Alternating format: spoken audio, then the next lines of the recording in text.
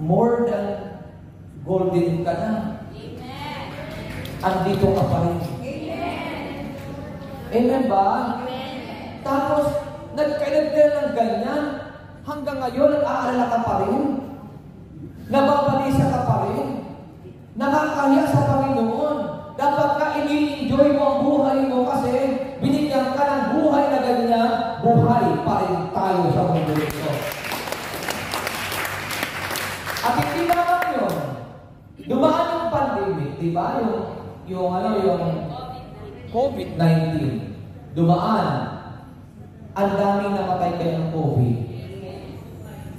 Lalo sa Pilipinas. Hindi ko lang alam kung ang Pilipinas pareha sa Hong Kong.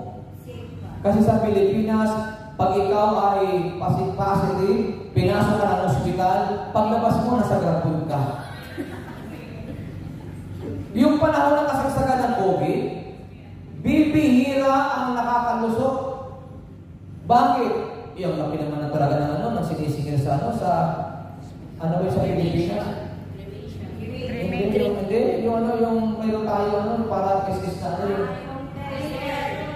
open health. Kaya aalamin sa'yo kung may PhilHealth ka, pag may PhilHealth ka, patay ka. Pag wala kang PhilHealth, buhay ka. Kaya pag may tinatanong, alamin mo, minsan yung iba, pinapaayo na lang. O pirmahan mo lang ito. Na-COVID yung pasyente mo, may makukuha ka. Diyos ko, grabe. Kaya pag may na-hospital mo, pag sinabi may PhilHealth ka, wala. Labas, wala kang pakinabang. Ganun ang kasagsagan ng COVID. Pero ito ang pinakamaganda na dapat natin maalala ngayon. Lumipas ang pandemic, ang daming nawala, ang daming namatay, pero tayo, buhay hanggang ngayon. Tapos nalulungkot ka ngayon. Dapat hindi ka nalulungkot, dapat mag-enjoy ka kasi panibagong buhay ito na binigay ng Diyos sa atin. Amen ba? Amen. At ang pinakamaganda noon, ng panahon ng pandemic, walang inuubo kahit isa. Tama ba ako? Amen. Amen. Hindi ba namin naubo kung may umuubo? Pero sa Pilipinas, wala. Wala nakikitang inuubo. Kahit kami sipon yan. Walang inuubo. Kaya noon pa nagbiro ka, lalo pa nasa LRT ka, nagbiro ka, ubo ka. Nako, layasan ng mga tao. Ito. Bakit takot sila? Kasi pag nalaman na inuubo ka, nako, maniwala ka maya, mayroon ng mga dadampot sa iyo. Diretsong nasa ospital. Kasi inuubo ka. Pero ngayon, grabe. Minsan nasa MTR ako, nasa MTR pala kami. Pag umubo, wala pa akong daan. Oh!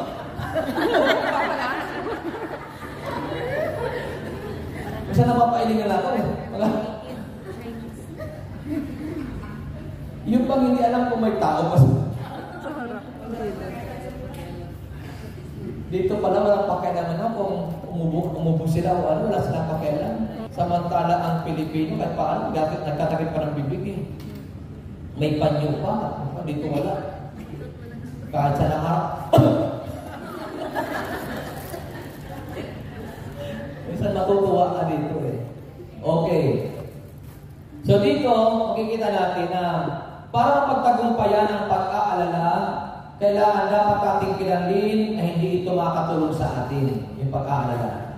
Walang ito magagawang tulong sa iyo para ikaw ay makalaya sa problema. Ibig sabihin, kung yan ay hindi nakakatulong sa iyo, iwasan mo yan.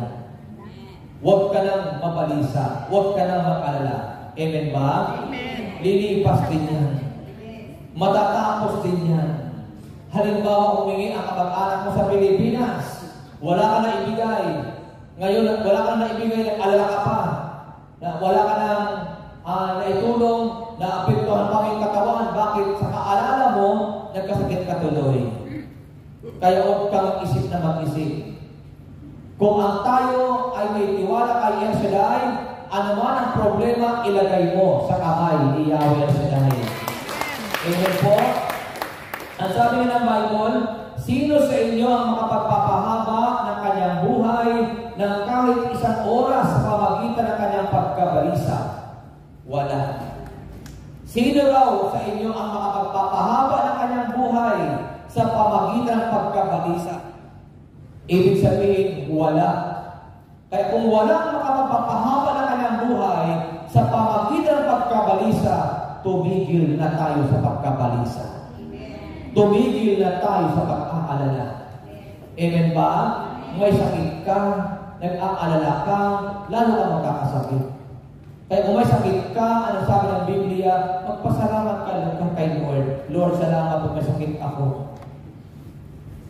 Alam niyo po sabi ng Biblia, ipagpasalamat mo sa Diyos ang lahat ng pangyayari. Dahil ito ang gusto ng Panginoon. At ako'y naniniwala sa bawat sitwasyon ng buhay natin, mayroong gagawin ang Diyos sa buhay natin.